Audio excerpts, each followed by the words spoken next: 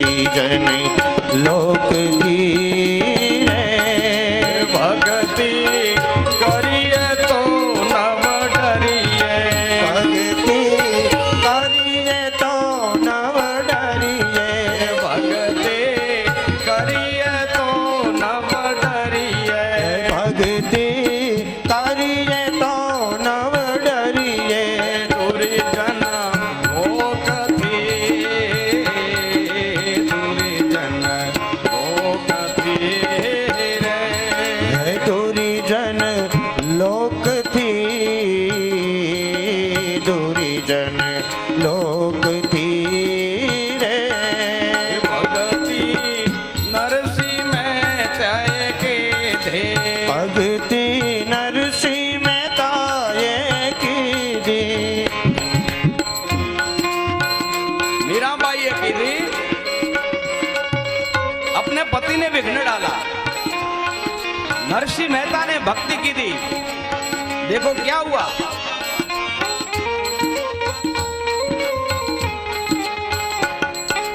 भक्ति भक्ति नरसिंह मेहते की धे, भक्ति नरसिंह मेहता ये की दी। ईर्षा नागर लोके की धे, ईर्षा नागर लोके की दी। ईर्षा नागर लोके के धे, ईर्षा अपने कुल वाला नागर लोके की दी।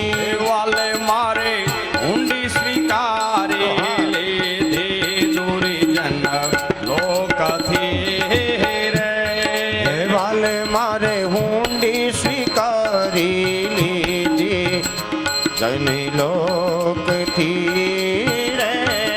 भगति करिए तो नव डरिए, भक्ति करिए तो नव डरिए, दूरी जन लोक थी, दूरी जन लोक थी रे, दूरी जन लोक थी, दूरी जन लोक थी रे। जय हो। हरि बोल।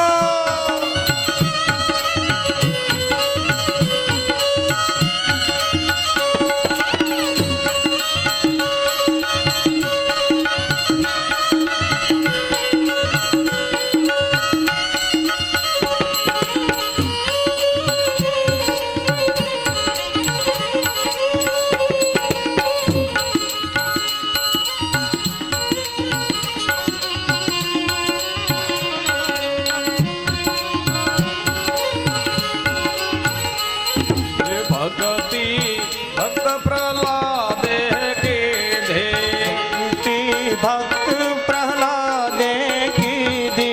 भगति भक्त प्रहलाद की धे, भक्ति भक्त प्रहलाद की दी। ईर्षा हिरण्यकंश के धे, ईर्षा हिरण्यकंश की दी। ईर्षा हिरण्यकंश की धे, ईर्षा अपना बाप हिरण्यकंश की दी। वालो मारो प्रगटिया स्तंभ था के, दूरी जन लोक थी रे, वालो मारो प्रगटिया संपत्ति, दूरी जन लोक थी रे। भगति हरि बोल। करिए तो नव डरिए, भक्ति करिए तो नव डरिए, भगति करिए तो नव डरिए, भक्ति करिए तो नव डरिए। दूरी जन लोक थी, दूरी जन लोक थी रे, दूरी जन लोक थी, दूरी जन लोक थी रे। दूरी जन लोक थी, दूरी जन लोक थी रे, दूरी जन लोक थी रे, दूरी जन जन लोक धीरे। भक्ति मीरा बाई कीधी ईर्षा राणा जी कीधी। अपना पति वाले मारे झेर ने प्याली पीधी दूरी जन लोक थी। भक्ति करने के लिए संतों ने कहा, लोग बहुत विरोध करेंगे लेकिन भक्ति मत छोड़ना। नैमिषारण्य में शौनकादि ऋषियों का सहस्त्र वार्षिक यानी भागवत कथा का प्रारंभ हुआ। व्यासपीठ पर सुत महापुराणी विराजमान होकर कथा सुना रहे हैं। सुत पुराणी को वंदन करके ऋषि मुनि सुत पुराणी महाराज को कुछ प्रश्न पूछते हैं। महाराज, ऋषि मुनि भगवान वेद व्यास यानी सुत पुराणी को 6 प्रश्न पूछ रहे हैं। बाप जी, पहले तो ये बताओ कि शास्त्र का सार क्या है? शास्त्र का सार क्या है? दूसरा प्रश्न, श्रेय यानी कल्याण किस वस्तु में है? तीसरा प्रश्न, भगवान अवतार लेकर इस धरती ऊपर पधारते हैं, उसका कारण क्या है? भगवान अवतरित क्या होते हैं? और परमात्मा यहां प्रकट होके कौन सी लीला की है? और अवतार दशा में धर्म किसी का आश्रय पे रहे वो भी बताए। यानी भगवान कृष्ण स्वधाम जाने के बाद धर्म किस आश्रय पे रहा वो हमको बताए। 6 प्रश्न पूछा और सुत पुराणी महाराज को बहुत आनंद हुआ। सुत पुराणी महाराज भगवान बादरायण को याद करके आज कथा का प्रारंभ कर रहे हैं। नारायणं नमस्कृत्यं नरं चैव नरोत्तमं देवीं सरस्वतीं व्यासं ततो जयमुदीरये। नर नारायण भगवान को वंदन करके सुत पुराणी महाराज ऋषि मुनियों का प्रश्न की सराहना कर रहे हैं। धन्य हो, धन्य हो।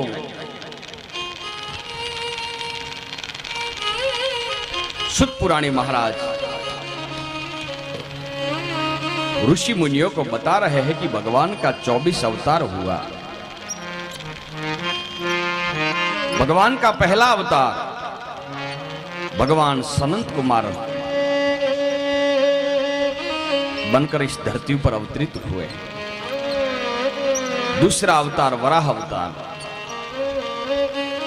वराह बनकर पृथ्वी को बाहर निकाली। तीसरा अवतार देवर्षि नारद बनकर पूरा विश्व में भगवान की कथाओं का संबंध बनाया। चौथा अवतार नर नारायण, पंचम अवतार भगवान कपिल मुनि, षष्टम अवतार अत्रि ऋषि ने त्या, अनसुया ने त्या, यानी अनसुया के घर दत्तात्रेय भगवान का प्रागट्य हुआ। सातवां अवतार रुचि और आकृति के घर नर नारायण यानी यज्ञ रूप पुरुष प्रकट हुए। अष्टम अवतार नाभि राजा के वहां मेरु देवी की कुंख से ऋषभ देव जी महाराज प्रकट हुए। 10वां अवतार मत्स्य अवतार, 11वां अवतार कुरुम, 12वां अवतार धनवंतरी, 13वां अवतार भगवान मोहिनी बनकर दैत्यों के पास अमृत छीन लिया और देवताओं को पाया। 14वां अवतार नरसिंह अवतार, 15वां अवतार वामन अवतार, 16वां परशुराम जी महाराज का अवतार, 17वां जो भगवान का अवतार है वो व्यास नारायण का, 18वां अवतार भगवान रामचंद्र का, 19 और 20वां जो अवतार है वो द्वापर युग में भगवान कृष्ण और सुभद्रा,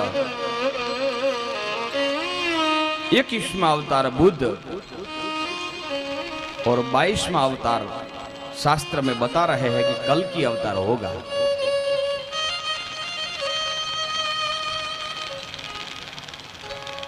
परमात्मा अनेक रूप धारण करके इस धरती पर भक्तों की हृदय की भावना पूर्ण करने के लिए परमात्मा पधार रहे हैं।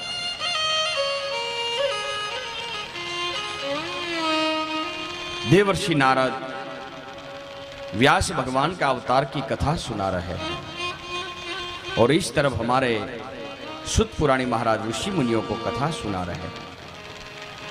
सुत पुराणी बोल रहे हैं, हे सौनक, 4 युग, उसमें तीजा अवतार तो पूरा हुआ, चौथा युग यानी कलयुग का प्रारंभ हुआ।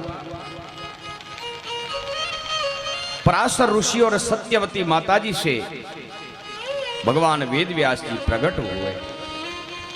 वेद व्यास का जो अवतार है वो ज्ञान अवतार है और भगवान वेद व्यास वेदों का विस्तार किया, 18 पुराणों की रचना की, लेकिन मन में शांति न मिली। खिन्न मन से बैठे देवर्षि नारद पधारे। भगवान वेद व्यास को नमस्कार करके पूछा, महाराज आप प्रसन्न नहीं हो, अशांति का कारण मुझे बताइए। भगवान व्यास से कहो यानी बोले, देवर्षि मैंने शास्त्रों वेदों सबका विस्तार किया, लेकिन अभी शांति नहीं मिली।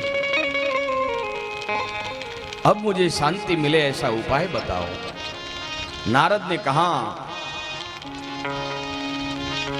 हे वेद व्यास,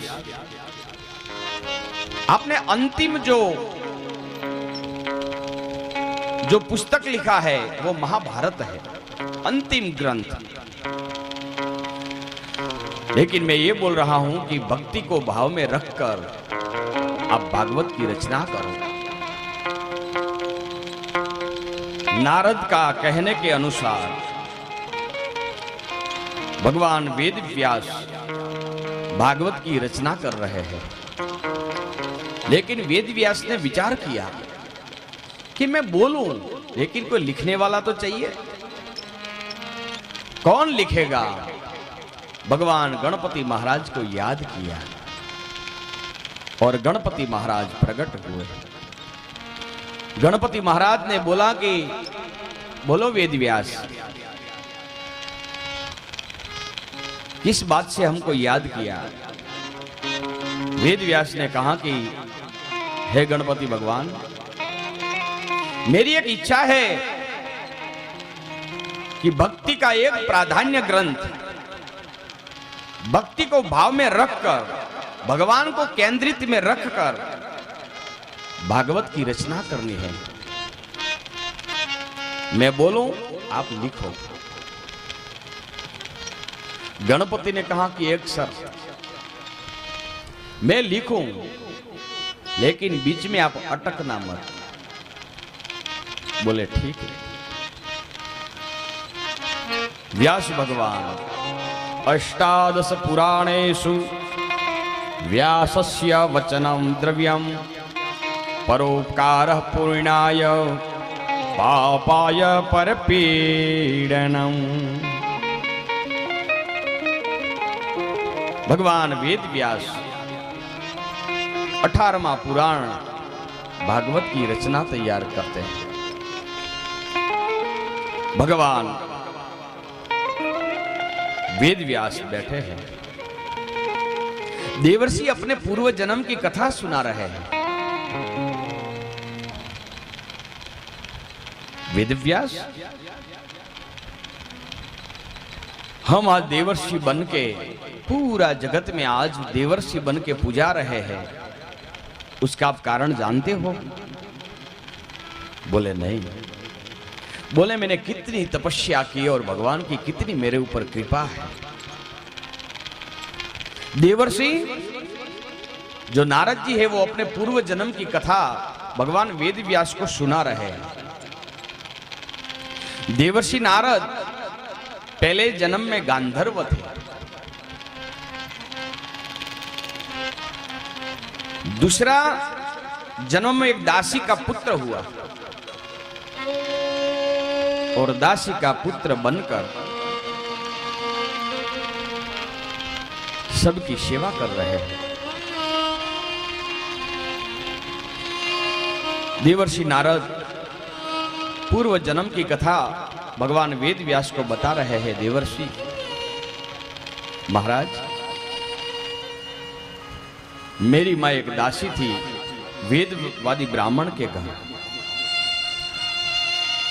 मैं भी उनके साथ था। ब्राह्मण का घर का इतना वातावरण अच्छा था, ब्राह्मण के घर नित्य भगवान की पूजा होती थी, ब्राह्मण के घर नित्य यज्ञ होता था। एक बार चातुर्मास आया, न जाने कहां से बद्रिकाश्रम से संतों पधारे। संतों पधारे तो ब्राह्मण के घर पधारे। मुझे संतों का संग मिला, मैं भी मां के साथ थोड़ा थोड़ा काम करता, थक जाता तो संतों का मैं सेवा करता।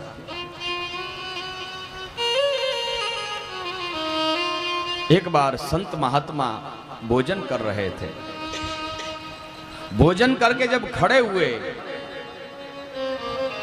तो मेरा जो सेठ था ब्राह्मण, वो ब्राह्मण देवता मुझे बोला कि बेटा ये जो पत्रावली है, जो जूठी थाली है, वो आप उठा लो।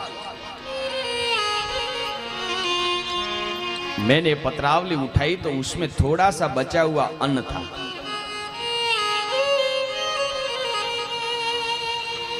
नारद को हुआ कि मैं ये भोजन कर लो, प्रसाद ले लो,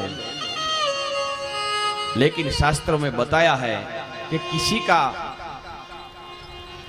जूठा खाना नहीं चाहिए और किसी को खिलाना भी नहीं चाहिए। और तीसरा, जूठा छोड़ना भी ना चाहिए। कई लोग तो भोजन करते कितना पत्रावली में जूठा छोड़ देते हैं। अन्न क्षेत्र का जो कण है और संतों की क्षण कभी बिगाड़ नहीं करना चाहिए। जितना खाना है इतना ही खाओ, लेकिन बिगाड़ मत करो। थोड़ा सा प्रसाद बचा था, यानी संतों का जो उतिष्ठ यानी बिगड़ा हुआ जो प्रसाद था वो संतों का भजन था। दूसरा अर्थ में कहूं तो देवर्षि नारद ने कहा कि मैं बाप जी के पास गया, बाप जी को 2 हाथ जोड़कर बोला कि बाप जी आप मुझे जो अनुमति दे दो तो आपका जो बचा हुआ प्रसाद मैं पाऊं। संतों ने न जाने मेरा ऊपर कृपा कर दी। हाँ बेटा, बचा हुआ प्रसाद आप लो। देवर्षि नारद ने वो प्रसाद लिया, संतों का ऐठा प्रसाद, जूठा प्रसाद। नारद कहते हैं कि मैंने संतों का जो जूठा प्रसाद खाया, मेरा पाप पूरा जलकर भस्म हो गया।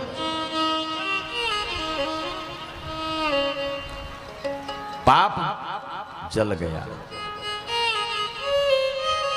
और पाप भस्म होते ही भगवान प्रत्ये मुझे प्रेम निर्भर होने लगा। देखो भाई, भगवान को प्रेम करना है, लेकिन हमारे हृदय में जो पड़े हुए पाप है ना, वो हमको परमात्मा से मिलने नहीं देते। परमात्मा को जो पाना है तो हमारे हृदय में जो पड़ा हुआ जो पाप है, वो पाप को जलाना चाहिए। कैसे जले? ऐसी भागवत कथा सुनकर। लेकिन कई लोग ऐसे हैं, भागवत कथा सुनने के लिए बैठते भी नहीं है। कितने दुर्भाग्यशाली है। और जो बैठे हुए हैं वो कितने भाग्यशाली है। अरे शास्त्रों में लिखा है, एक घड़ी आधी में पुनियाद, तुलसी संगत संत की कटे कोटि अपराध। अरे एक घड़ी नहीं तो आधी घड़ी जो तुम्हारा कान में जो सत्संग जो पड़ गया, समझो बेड़ा पार।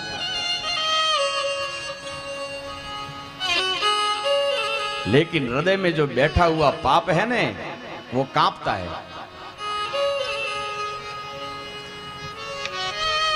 भागवत कथा सुनने के लिए हम तैयार तो हो गए, लेकिन पाप हृदय में बैठकर तड़पते हैं।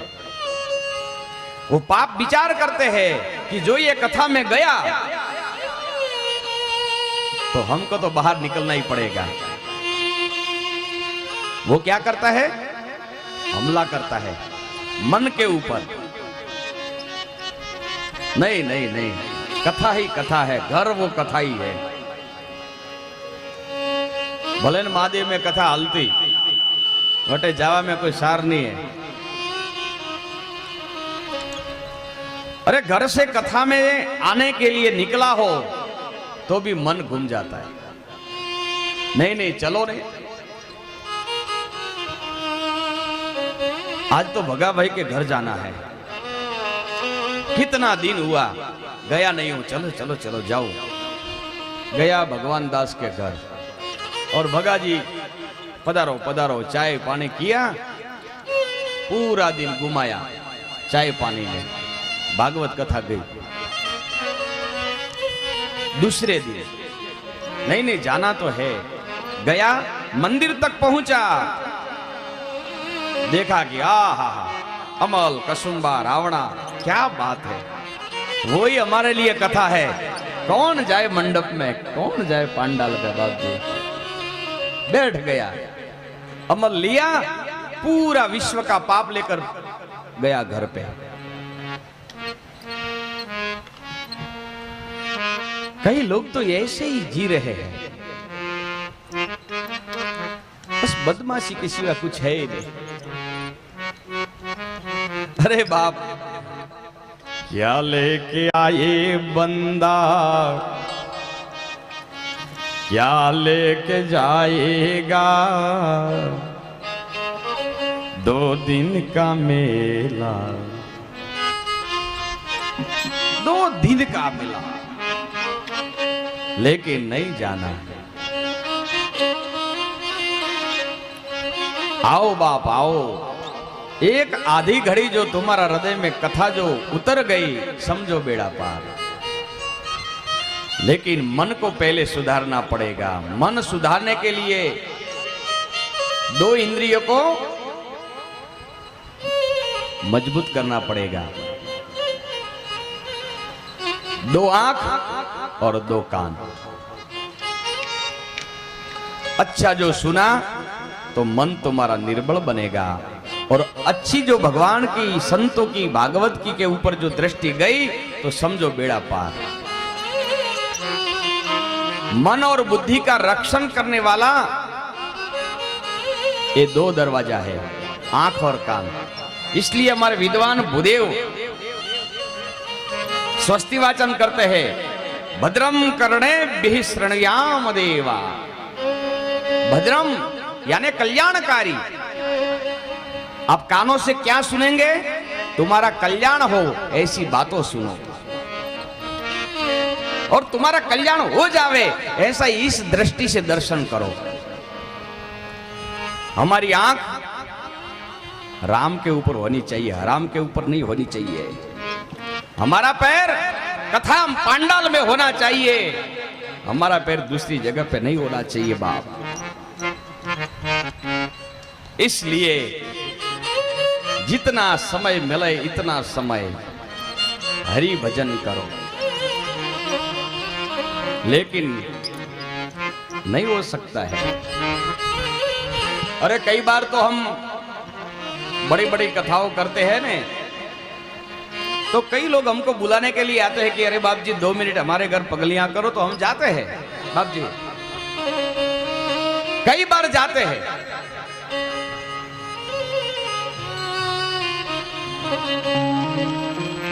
शाम को समय मिलते हैं तो हम जाते हैं 9 बजे बाप जी, और 9 बजे जाने के बाद पूरे घर के सज्जनों, पूरा परिवार हमारे सामने बैठ जाते हैं, चाय पानी करा के पूरा परिवार 2 हाथ जोड़कर बोलते हैं कि गुरुजी कुछ सत्संग करो, और हम सत्संग सुनाने की शुरुआत करते हैं। 12 बज जाता है और अंत में क्या बोलता है बाप जी? बापू आपने जो किया वो सत्य, सनातन सत्य है, लेकिन हम तो जीव है, हमारा से कुछ नहीं होगा ले। अरे देवता तो पहला कहूं था બધું બંધ કરી दियो, पहला कहવું જોઈએ, પણ આખી રાત અમારી પાસે ગળાની બુમરાડો કરાવીને અંતમાં બોલે કે અમારાથી કાંઈ નહીં થાય ले। ऐसा नहीं होना चाहिए मेरे बाप। सब हो सकता है, सब हो सकता है, लेकिन करना नहीं है, करना नहीं है। तो पहले मन को सुधारने के लिए हम क्या करें? हमारा मन को शुद्ध करें। तो आओ मन को शुद्ध करने के लिए हम भगवान का भजन करें, लेकिन हमारा मन कथा में नहीं है, वो बात पक्की है। कथा में हमारा मन होता है ने, तो व्यासपीठ के ऊपर सबकी नजर रहती है, लेकिन हम इतने तो सच्चे भगत नहीं है, वो बात पक्की है। सच्चे भगत बनने के लिए बाप हमारे जीवाणा मठ से रतनगिरी जी महाराज पधारे हैं, अपनी करतल ध्वनियों से उसका स्वागत करें।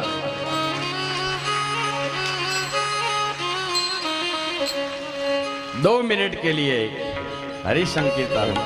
हे सीता ना राम अने राधा ना श्याम ने हरदम राम धुन बोलो रे। सीता ना राम ने राधा ना श्याम ने हरदम राम धुन बोलो रे। सीता जी ना राम ने राधा जी ना श्याम ने हरदम राम धुन गावो रे। सीता जी ना राम ने राधा जी ना श्याम ने साँझ सवारे दो गावो रे। एक बार गावो, साँझ सवार धुन गावो रे। एक बार गावो, साँझ सवारे धुन गावो रे। एक बार गावो, साँझ सवार धुन गावो रे। एक बार गावो, साँझ सवारे धुन गावो रे। मीरा न श्याम ने सबरी ना राम ने अखंड राम धुन बोलो रे। मीरा ना श्याम ने सबरी ना राम ने अखंड राम धुन गावो रे। मीरा ना श्याम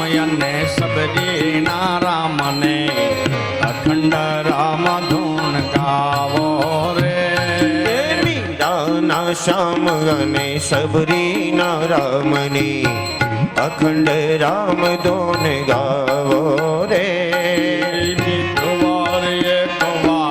એક વાર ગાવો સાંજ સવાર ધૂન ગાવો રે. એક વાર ગાવો સાંજ સવાર ધૂન ગાવો રે. સીતાજીના રામાયણ રાધાજીના શ્યામને હરદમ રામ ધૂન બોલો રે. સીતાજીના રામ અને રાધાજીના શ્યામની સાંજ સવારે ધૂન ગાવો રે. ભરતના રામાયણ નરસિંહના શ્યામને હરદમ રામ ધૂન બોલો રે. ભરતના રામ અને નરસિંહના શ્યામની સાંજ સવારે ધૂન ગાવો રે. ભરતના શ્યામયન સબરીના રામને હરદમ રામ ધૂન ગાવો રે. નરસિંહના શ્યામયને ભરતના રામની સાંજ સવારે ધૂન ગાવો રે. સીતાજીના રામાયણ રાધાજીના શ્યામને હરદમ રામ ધૂન બોલો રે. ભરતના રામયને નરસિંહના શ્યામની સાંજ સવારે ધૂન ગાવો રે. એક વાર ગાવો સાંજ સવાર ધૂન ગાવો રે. એક વાર ગાવો સાંજ સવારે ધૂન ગાવો રે. નરસિંહના શ્યામયન ભરતના રામને હરદમ રામ ધૂન બોલો રે. નરસિંહના શ્યામયને ભરતના રામની સાંજ સવારે ધૂન ગાવો રે. સાંજ સવાર ધૂન ગાવો રે. સાંજ સવારે ધૂન ગાવો રે. સાંજ સવાર ધૂન ગાવો રે. સાંજ સવારે ધૂન ગાવો રે. સાંજ સવાર ધૂન ગાવો રે. સાંજ સવાર ધૂન ગાવો. સીતાજીના રામ અને રાધાજીના શ્યામને હરદમ રામ ધૂન બોલો. एक लीन हो जाओ मेरे प्यारे सज्जनों, और एक लीन हो गया समझो बेड़ा पार. राम नाम में लीन है देखत सब में राम. हमारे गुजरात में जलाराम क्या लीन में भगवान को प्राप्त किया. अरे राम नाम में लीन है देखत सब में राम. ताके पद वंदन करूं जय जय जय जलाराम. अरे बाई मने लाग्यो साधु पुरुष नो संग. साधु पुरुष का संग हो जावे समझो बेड़ा पार. लेकिन हमारा मन जो सुधरे तो मन एव मनुष्याणाम कारणम बंध मोक्षयो. जो ये मन है वो बाप एक ताला है. विषयों की चावी इधर घुमाई तो मोक्ष, इधर घुमाई बंधन. ये मन है, वही हमारा मन का ही कारण है. मन को सुधारो, आदत बुरी सुधार लो, बस हो गया भजन.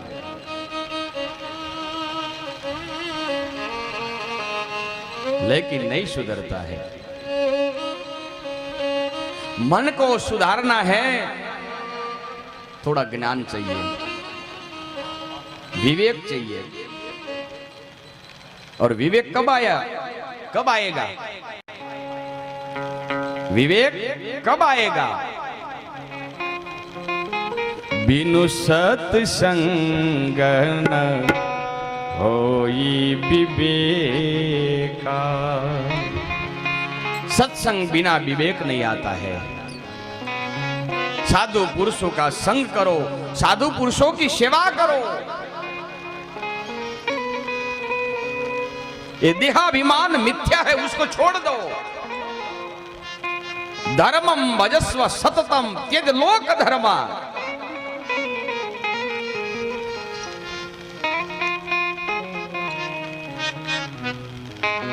मन सुधरते है आंख और कान से। भगवान ने कान दिया है अच्छा अच्छा सुनने के लिए, बुरा सुनने के लिए नहीं। और जहां बुरी बात हो वहां से कान में अंगुलियां लगा के चले जाओ। मन को सुधारने की दो तरीका। दूसरा, साधु पुरुषों का दर्शन करो, संतों का दर्शन करो। गलत भावना देखकर आंख बंद कर दो। लेकिन मनुष्य आजकल भक्ति में भी पाखंड करते हैं, सबको दिखावा करते हैं कि हम तो बड़े भगत हैं। कई बार हम किसी के घर जाते हैं, बाप जी कई बार जाते हैं। हमारे रतनगिरी जी महाराज यहाँ पधारे हैं, बहुत मेरे तो परम श्रद्धेय वैसे मित्र है। और बहुत बहुत बड़ी जगह है जीवाणा में, पूरा दिन भजन में। वैसे हमारे रूप भारती जी महाराज जैसे। मैं तो पहले दिन आए तब से ही बाप जी भगदौड़ कर रहे थे अकेले। देखो साधु पुरुषों की मजा नहीं, कोई उसको लेन देन। लोगों को सुधारने के लिए भगवत कथा का प्रारंभ किया। उसमें कई लोगों को अच्छा लगा, कई लोगों को बुरा भी लगा होगा। बाप जी ये भागवत कथा ही है, छोड़ दो ये सब बात। उसमें भी विरोध। कई बार हम किसी के घर जाते हैं ऐसे महापुरुषों, तो हमारा स्वभाव है पूछते हैं, वाह वाह बंगला बहुत अच्छा बनाया, ये बंगला आपका है? तो मानव स्वभाव तुम देखो क्या बोलेगा, नहीं नहीं बाप जी ये तो भगवान का है। पूछेंगे कि ये गाड़ी भगवान की, ये वाड़ी भगवान की। अरे दो चार बच्चे दौड़ते दौड़ते आते, पूछते कि ये बच्चा, बोले बाप जी भगवान का। देखो ये जीव का स्वभाव। और 25,000 की साड़ी पहनकर यहाँ हमको चा लेकर आती है और पूछते ये माई कौन है? बोले वो तो मेरी है। वाह वाह वाह, बंगला तो के भगवान का, लाड़ी तो मेरी। गाड़ी तो के भगवान की और लाड़ी मेरी। ये जीव है मेरे बाप। मेरु तोरते मोरियरु माया। जीव स्वभाव छोड़ दो। लेकिन हमारे सौराष्ट्र में एक निकला भगत, जलाराम।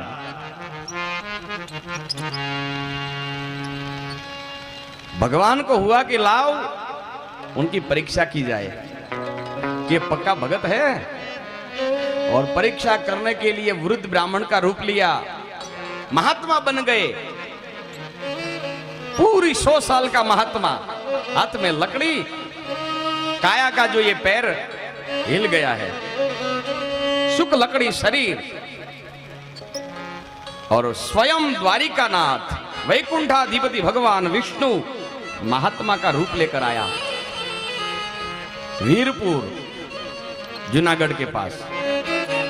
जय हो जलाराम, जय हो। पधारो पधारो पधारो महात्मा जी पधारो। जलाराम बहुत प्रसन्न हो गए, चरण धोए, चरणामृत लिया, संत भगवंत की पूजा की, महात्मा की, ब्राह्मण देवता की। और दो हाथ जोड़कर महात्मा को जलाराम बैठे हैं। बाप जी बहुत कृपा की, हमारे घर आंगन में आप पधार के बहुत कृपा की।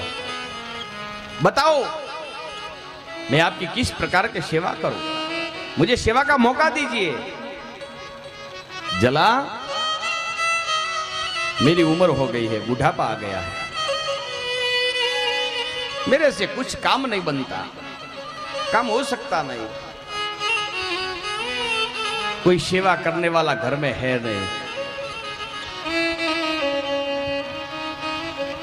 मेरी सेवा में तेरी पत्नी चाहिए। और जला बापा ने, ये वीरबाई नाम था अपनी पत्नी का, जलाराम ने आवाज दिया, ओ वीरबाई, हाँ भगत इधर आओ। और जलाराम की पत्नी जलाराम के पास आई। बोलिए भगत जी, बोलिए महात्मा की चरणों की सेवा के लिए आप उनके साथ चले जाओ। भगवान ने सोचा कि आया था परीक्षा करने के लिए, लेकिन परीक्षा तो मेरी हो गई, मैं तो फंस गया, क्या करूं।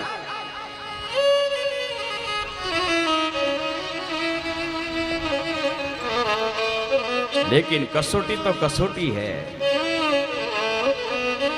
प्रभु तारी कसोटीनी प्रथा सारी નથી હોતી અને જે સારા હોય છે એની દશા સારી નથી હોતી। जो लोग अच्छे हैं उनकी दशा अच्छी नहीं होती है मेरे बाप। भगवान वीरबाई को लेकर निकला।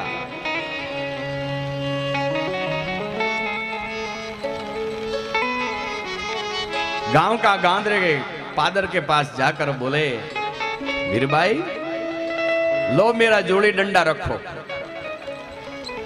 मैं दिशा जाके आता हूं। और गया वो गया द्वारिका नाथ, सीधा वैकुंठ। शाम पड़ गई, हरि आया नहीं। कहां गए महात्मा, कहां गए महात्मा। वीरबाई रड़ने लगी। वीरबाई ने सोचा कि जो मैं घर जाऊं तो भगत मुझे कुछ बोलेंगे कि महात्मा आपको छोड़ के क्यों चला गया, आपका मन में कोई वासना का कीड़ा हो गया होगा, क्या करूं। रड़ती वीरबाई को देखकर गायों के जो ग्वाल थे वो गैया चराते चराते निकले तो देख लिया कि अरे ये तो जलाराम बापा की पत्नी है। घर जाके जलाराम को बात बताई कि तुम्हारे पत्नी तो वीरबाई जंगल में बैठी और रो रही है। जलाराम ने अंतर ध्यान लगाया कि ओ हो, वो महात्मा ब्राह्मण नहीं था, वो महात्मा स्वयं द्वारिका नाथ था। मेरे आंगने आया, वीरबाई को लाया और उनका स्वागत किया। मैं ये बता जा रहा हूं मेरे बाप कि जगत में है, लेकिन मानव स्वभाव छोड़ के भगवान का भजन करो, बेड़ा पार हो जाएगा।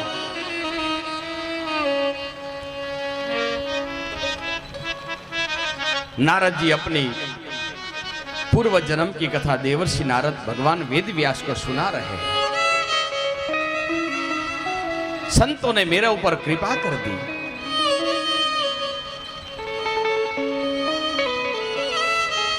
मेरा हृदय में निर्मल प्रेम प्रकट हो गया। बस अब तो लगन लगी गई, लगन लग गई,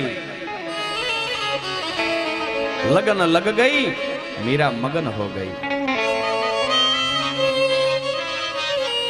वैसे नारद संतों का जूठा प्रसाद पाके भगवान की यात्रा में और चले गए। चातुर्मास पूरा हुआ, संतो बस चातुर्मास पूरा करके गांव छोड़ के अब विदाई की तैयारी कर रहे हैं। संतो जाने के लिए तैयार हुआ तो देवर्षि नारद रोने लगा। बाप जी, हमको ले जाओ आपके साथ। अरे बेटा, तेरे लिए तो तेरी माँ ही भगवान है। अभी तेरी माँ है? हाँ बाप जी, माँ तो है, लेकिन मेरा मन संसार में नहीं लग रहा है। जब से मैंने संतों की संगत पाई, अरे मैंने साधुओं की संगत पाई, छूट गई सारी माया।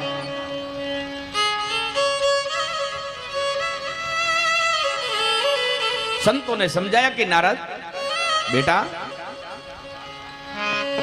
तेरे पिता तो है नहीं, तेरी मां तेरे लिए अकेली है। मां की सेवा करना वो तेरा धर्म है, तेरा कर्तव्य है। जा बेटा, तेरी मां मरने के बाद हमारा जो मार्ग में आना है तो आना, बाकी तब तक तेरी मां की तू सेवा कर। देवर्षि नारद ने कहा कि नहीं बाप जी, मैं आपके बिना एक सेकंड भी, यानी एक घंटा भी वैसे नहीं रह सकूंगा। क्या करूं? रामायण में तुलसीदास जी कहते हैं ने कि सज्जन और असज्जन दोनों दुखी करते हैं। सज्जन और असज्जन दोनों दुखी करते हैं। एक मिले तो दुखी करते हैं, और एक हमारे घर से जब विदाई लेते हैं तब दुखी करते हैं। एक मिलते हैं वो दुर्जन दुख देता है, और कोई साधु पुरुष हमारे घर से जब विदाई लेते हैं तो हमको दुखी करते हैं।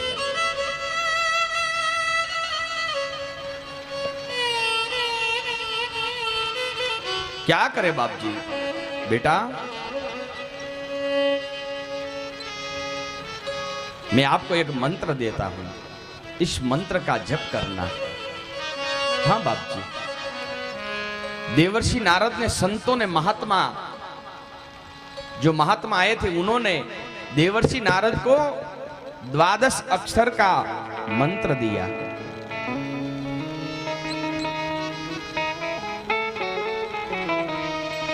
ओम नमो भगवते तुभ्यं वासुदेवाय धीमहि प्रद्युम्नाय अनिरुद्धाय नमः संकर्षणाय च। 12 अक्षर यानी 12 अक्षर का मंत्र है, और वो मंत्र का जप करने से नारद को भगवान का दर्शन हुआ। कौन सा मंत्र है? आओ, जो महात्माओं ने जो देवर्षि नारद को मंत्र दिया और वो मंत्र का जप करने से भगवान की प्राप्ति हुई, वो मंत्र हम भी आज हम सब पूरा बोले। मैं यहां से बोलाते हूं, यहां से मैं गाता हूं, आप भी गाओ। भगवान जरूर मिले इस मंत्र से। आइए, कौन सा मंत्र? वसुदेवसुतं देवं कंसचारूर्णमर्दना देवकी परमानन्दं कृष्णं वन्दे जगद्गुरुं। गाओ, कृष्णं वन्दे जगद्गुरो। वासुदेवसुतं देवं कंसचारूर्णमर्दना देवकी परमानन्दं कृष्णं वन्दे जगद्गुरुं। भजो कृष्णं वन्दे जगद्गुरो। गाओ, कृष्णं वन्दे जगद्गुरुं। गाओ, कृष्णं वन्दे जगद्गुरो। गाओ, कृष्णं वन्दे जगद्गुरुं। गाओ, कृष्णं वन्दे जगद्गुरो।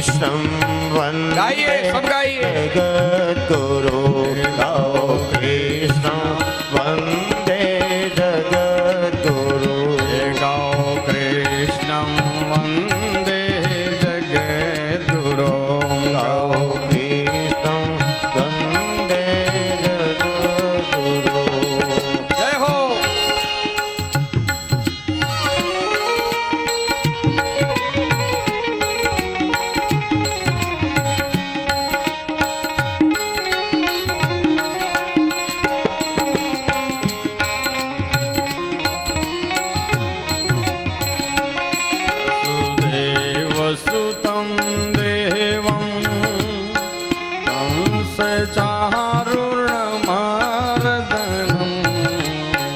देवकी परमानन्दं कृष्णं वन्दे जगद्गुरुं।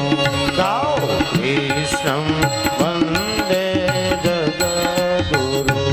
गाओ कृष्णं वन्दे जगद्गुरुं। गाओ कृष्णं वन्दे जगद्गुरु। गाओ कृष्णं वन्दे जगद्गुरुं। गाओ कृष्णं वन्दे जगद्गुरु। गाओ कृष्णं वन्दे जगद्गुरुं। गाओ कृष्णं वन्दे जगद्गुरु। गाओ कृष्णं वन्दे जगद्गुरुं। गाओ कृष्णं वन्दे जगद्गुरु। ॐ नमो भगवते वासुदेवाय नमः। ॐ नमो भगवते वासुदेवाय नमः। ये 12 अक्षर का मंत्र है और ये 12 अक्षर का मंत्र सुबह उठकर जो स्नान करने के बाद जो जप करता है उसको भगवान मिलता है। कौन सा मंत्र? ये 12 अक्षर का। सब बोलो, मैं बोला बोलो। ओम नमो भगवते। मुझ तक आवाज नहीं पहुंचा। मुझे लगता है अभी भोजन नहीं किया लगता है। भोजन करके बैठे हो? हाथ ऊंचा करो, मैं देखो कितने भोजन करके आए हैं। ओह अच्छा अच्छा, थोड़ी माइयां भूखी लगती है। हाँ बाप जी, बाकी तो सब भोजन पाके आए।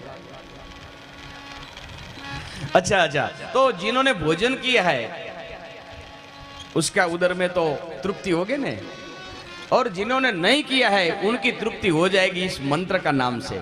लेकिन पूरा बोलो। ओम नमो भगवते। पुरुषों का आवाज निकला लेकिन माइयों का आवाज नहीं, बहनों का आवाज नहीं। वैसे तो बाइयां बहुत बोलती है, लगता है कि कोई है ही नहीं। ओम नमो भगवते वासुदेवाय। ओम नमो भगवते वासुदेवाय नमः। वाह वाह वाह, कितने अच्छा लगता है। हाँ, भगवान का नाम लेने से मैंने कहा ने कि पाप बाहर निकलता है, और पाप बाहर निकलता है तो कहां जाता है?